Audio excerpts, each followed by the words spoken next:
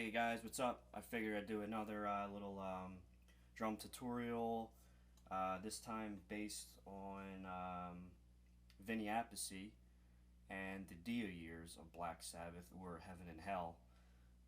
I'm going to talk about the settings I have on the kit for the videos that you've been watching, for the Black Sabbath, Dio years, Vinny Appice, Dio/Vinny Appice years / Heaven and Hell.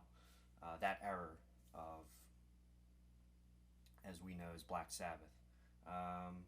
Vinny Appice, again, huge influence on me. Very technical player, with his linear fills, a lot of 16th note fills, and breaking the 16th note fills and breaking up triplet fills. Very rudimental player. I think that's what made me get influence to play in the style of Vinny Appice and to do this project from the Mob Rules album, which I'm doing now. There it is, Mob Rules. I believe it came out in November 1981. Vinny Appice on drums, Tony Iommi on guitar, Geezer Butler on bass, Ronnie James Dio on lead vocals. This was the studio album that came out before Dio did his first debut solo album, which was Holy Diver, with Vinny Appice also is on that album as well. Mob Rules album, great album. Again, Vinny Appice, one of my favorite drummers. He's a cool guy. Never met him. Wish I could. I see him in interviews. Seen him play. Even besides the music, he seems like a really friendly guy. I'd love to meet him. So anyway, I'm just going to talk about the kit that I'm using and some of the settings I have. I might even talk about maybe some of the fills he does. I'm going to try to make this kind of short. So again, I'm using the Roland TDK 4PV electric drum kit. This is a Roland PDX8 for my snare, and the two rack toms I have here are Roland PDX6 mesh heads for the rack toms, and then my floor tom pad over here is just my standard Roland TDK 4P stock V drum pad that originally came with this kit when I got it. The snare and the two rack toms were replaced. I replaced them. I've said that in other videos with my other projects. Again, I'm just going to talk about, this video is just strictly on Dio, Vinny Appice, Black Sabbath, Heaven and Hell drum project stuff I've been doing. So the kit that I'm using, like the specs I have, the snare is it's a steel snare. I have it again, I try to tune and tweak the kit as close as I can as possible to the studio recording. It's very impossible, you know, it's very hard to do that, but this seems to be the best sound that I got going for me.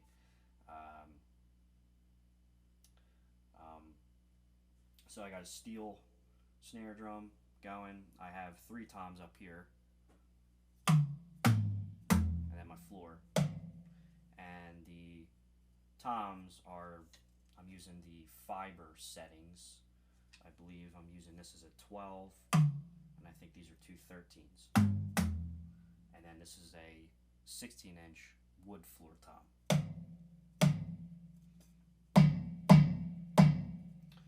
Everybody knows Vinny Appice always plays with the butt end of the stick, just to get a bigger, fatter sound, which is pretty cool. But for playing electric drum kit, I don't do that in the videos. I just play it on the tip side. I'm using ProMark Shiri Casio 7A drumsticks with plastic tips, and these are great sticks for this kit because they're light, they are solid, and they're plastic tips, and they're kind of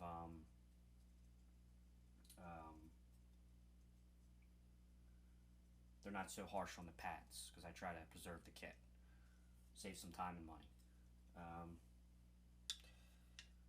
The bass drum I'm using on this Roland TDK4P, it's a compact bass drum. It sounds better actually in the room than it does in the video. In the videos I can't get it as fat. It's really hard unless you like really crank it, or if I had better microphones or better camera. But if you listen to the bass drum on the Mob Rules album, Vinny Appice, man, it was just a beefy drum sound. And part of that, in my opinion, I could be wrong. Vinny Appice, you're watching this, I'm sorry, but I think Vinny Appice was, well, I know Vinny Appice was a huge influence by John Bonham. If you listen to a lot of licks that Vinny Appice does, there's a lot of John Bonham-esque styles in his fills, like triplets, a lot of 16th note stuff, breaking it up between their hands, the right hand, left hand, and the feet, like, that's a very John Bonham kind of thing. So that's what I got for the bass drum. It's a compact bass drum. It's a fat bass drum. Try to make it sound nice and fat like the album. The cymbals I'm using, this is the ride cymbal. I have it on the heavy setting. It's a very like 80s sounding, maybe even like mid-late 70s sounding. Well, really, it's from all eras, mainly from the 70s, 80s, and on.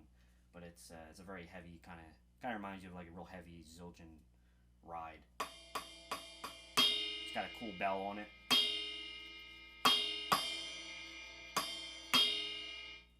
So it's a heavy cymbal. That was the closest cymbal in the kit that I could get. Sound like Vinny's. The hats I'm using are the bright settings.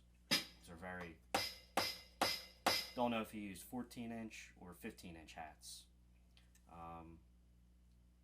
The hats on the album sound great. You can really hear the hats in the beginning when it goes into turn up the night. So this seems to be the best setting.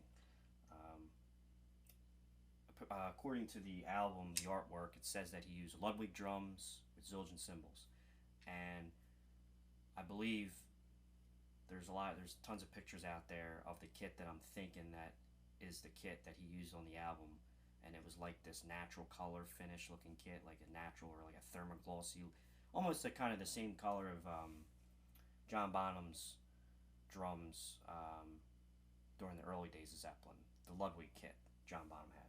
It's like that color. I don't know that. I think it's like a natural maple finish or something. Actually, there's a picture on the Live Evil album. There's a picture in the back. I think that's the kit being used on the Mob Rules album and on that tour. But I also used to think that he was using Slingerlands too. I don't know why. I could be totally wrong on that, but I always thought I saw him use Slingerlands in some of the videos I've seen, like on YouTube. But that might be a mistake. I might be wrong on that, but for sure he definitely used Ludwig's with Zildjian cymbals. Big drums all over the place. A lot of cymbals, chinas. You hear some chinas. You hear it on Country Girl.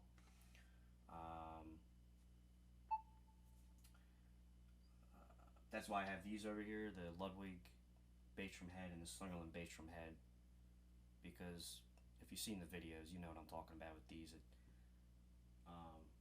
Ludwig kit was probably like a early 80s or mid-late 70s Ludwig kit, and it would have been his 70s Ludwig looking logo. Or if it was a Slingerland, it would have looked like this, the bass drum logos. The crashes that I'm using on this, the edge of my ride, it's another cymbal, and it's a 18-inch dark crash. And then on my other crash over here is a medium 18-inch.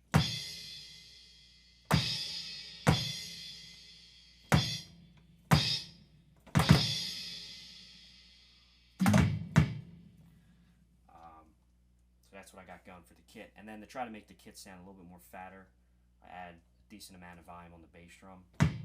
Again, it sounds better in person than it does in the videos. Unfortunately, I can't do a whole lot about that.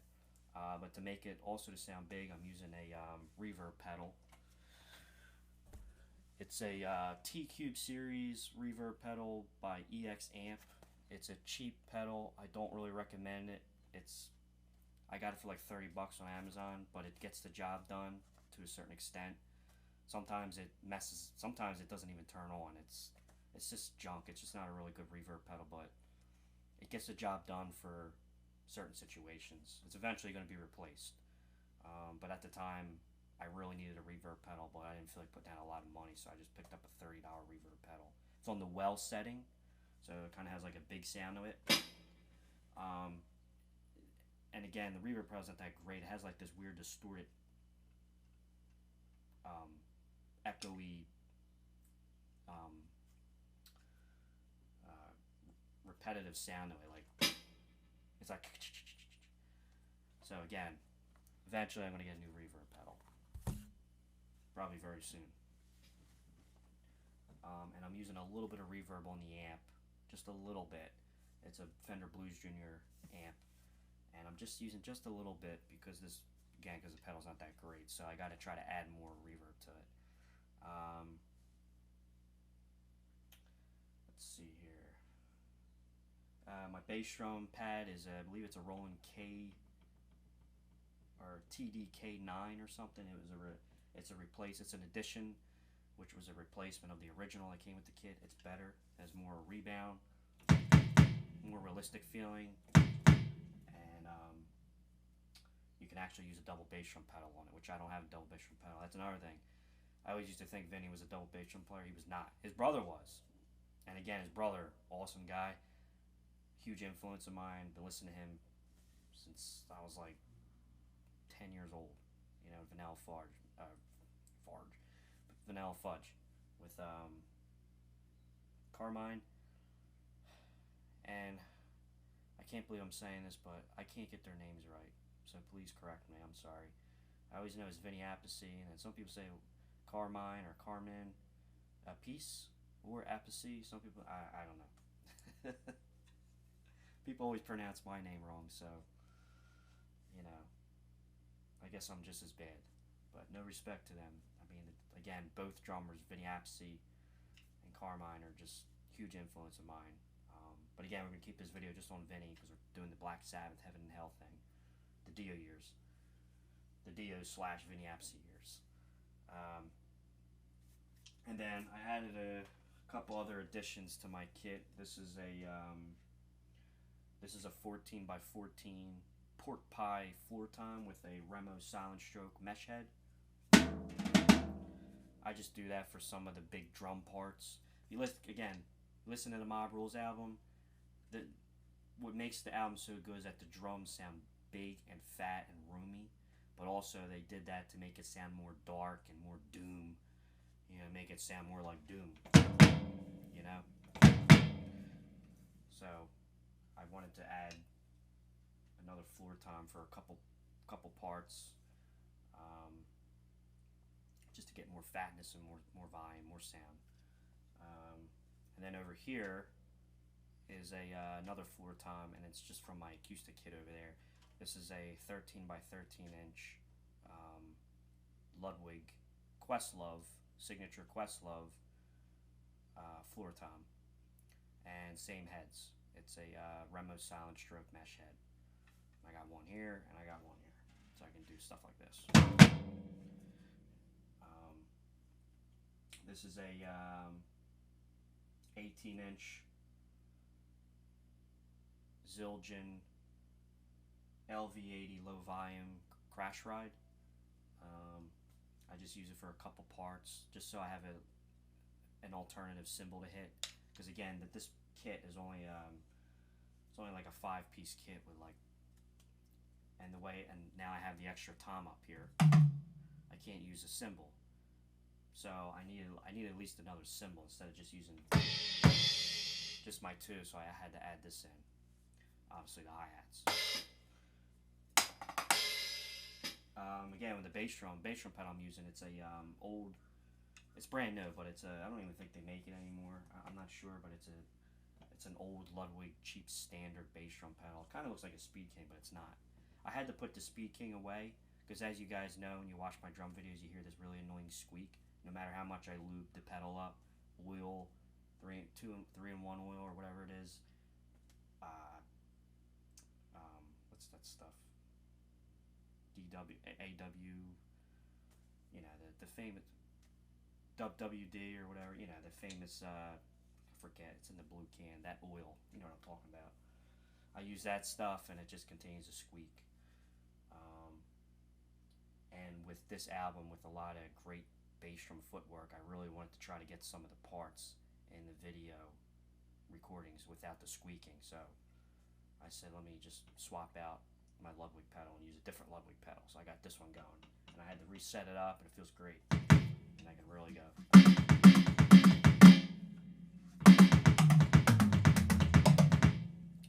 That's a pretty popular linear lick.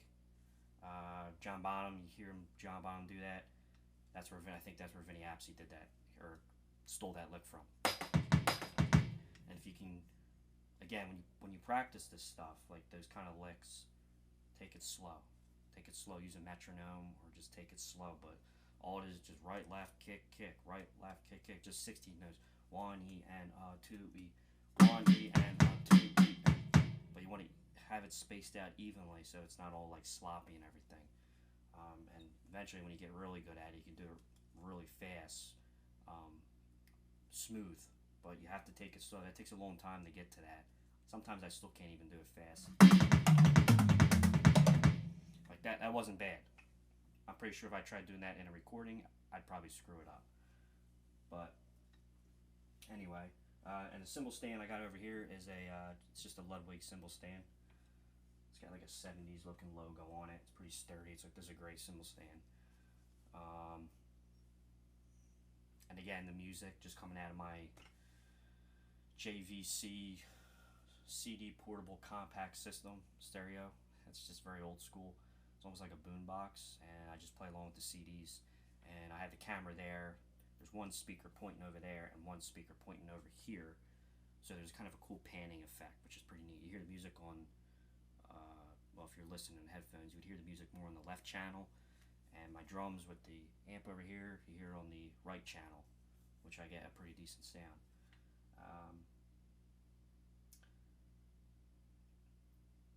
Trying to think here. Vinny Appice, again, influenced by John Bonham. He was always influenced by the old cats like Buddy Rich and Gene Krupa. The old big band jazz cats.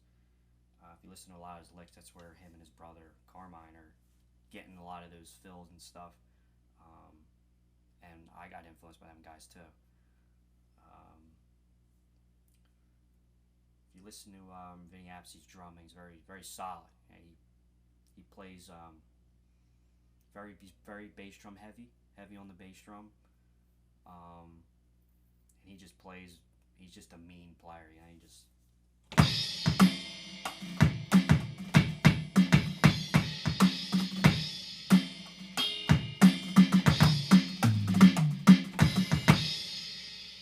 He does a lot of. Just plays with an attitude. He's a real true founding father of a old school heavy metal hard rock drummer. He plays loud, great dynamical player. Again, when I do the recordings, they never come out perfect. And when I do the fills and stuff, because a lot of this kind of music, like with, for example, what I'm doing is Black Sabbath stuff. Vinny Appice was a very improv-y, busy drummer. So the point of the videos that I'm doing, I'm not trying to sit here and trying to comp every little lick he does. I try to complement what he's doing because I'm just playing along with the track. So whatever he does, I try to not so much copy the same lick he did. Sometimes I do, but I try to parrot back to something he did with my own. So if he does something like, I might do something back as, and I think when you play an improv and you're playing along with another drummer, especially when you're like doing what I'm doing, when you listen to the music, you're just playing along with the track. Very old. The way that I do my recordings is just very, very antiquated. You know, you just pop the album in there and just play along with it, and just get some good sounds. That's how I've just been doing it. It's the easiest. I never got into Pro Tools and all that stuff. I'm not good with that stuff. But anyway, but I found out if you play a cover, or even if you're playing along with your own music and you're playing along, especially with another drummer, you want to try to complement what the other drummer's doing. So, because if you try to sit there and memorize every lick, and then you try to time it perfectly, especially with Vinny Appice playing on the Mob Rules album, or any of the stuff that Vinny Appice did with Dio, Black Sabbath, Heaven and Hell, is very busy. So, obviously there's licks that you want to learn that he does. It's like, oh, you know, that was really cool. I want to learn that, and you try to break it down, and sometimes you want to play that lick the same time he does in the song, but sometimes you don't. Sometimes you want him to take a lick, and then you play a lick over it. And the point that I'm trying to get to is that when you're doing the covers, you have a nice orchestration of drums and percussion with two drummers complementing each other, rather than trying to time everything perfectly. Because here's the big thing with Vinny Appice, you want to play with feel. You know, he was a drummer that played with feel. And if you're playing music, there's some music out there, or there's some drummers out there, like certain kinds of music where it's very robotic. It's like, do this and do that at certain times, and it gets boring. You know, that's why what inspired me to do this project and to talk about Vinny was that he played with feel, and he just had a pocket full of licks, and he would just play them at appropriate times, you know, and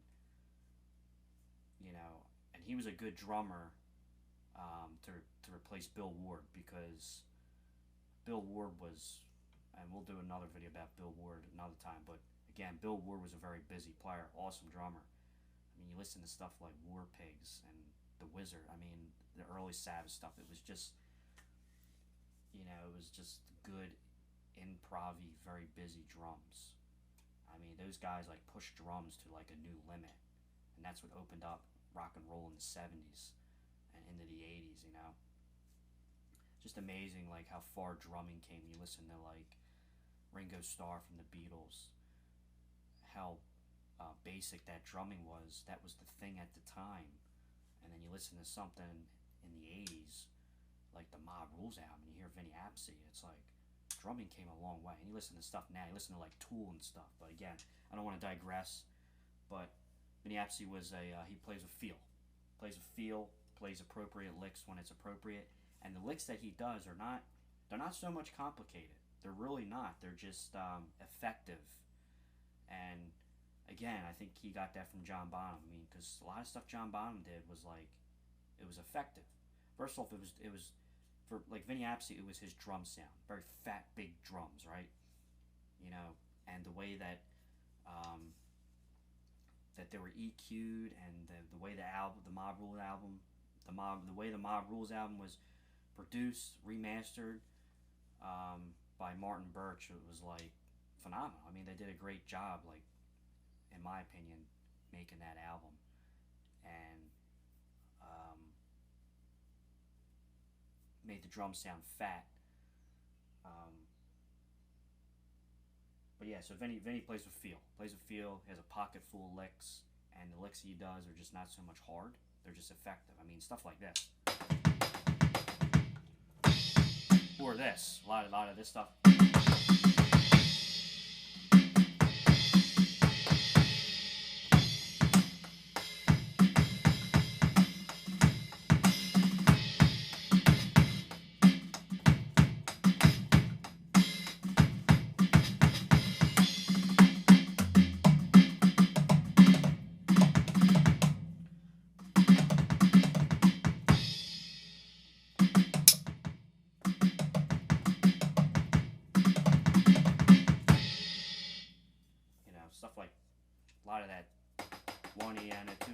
16th note stuff, and then he does a lot of of course, the triplets.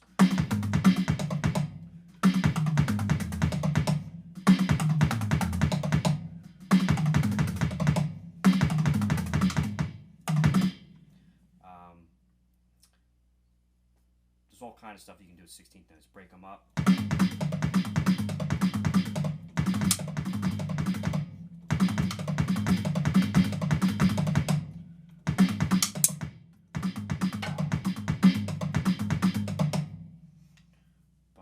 Stuff works. I have a really old take. It's going to be redone eventually, but I have an old take of me playing Stand Up and Shout on YouTube. It's an old take. I'm eventually going to redo that video, just make it a little bit better, make the playing a little bit better, the lighting and the sound. But actually the playing on that video it's not bad. It's pretty good. And I do this lick in the end. I don't think Vinny does it on the actual track from the Holy Diver app. At the end of the song, I do something like this. Sorry. Something like that. That's just a 16th note.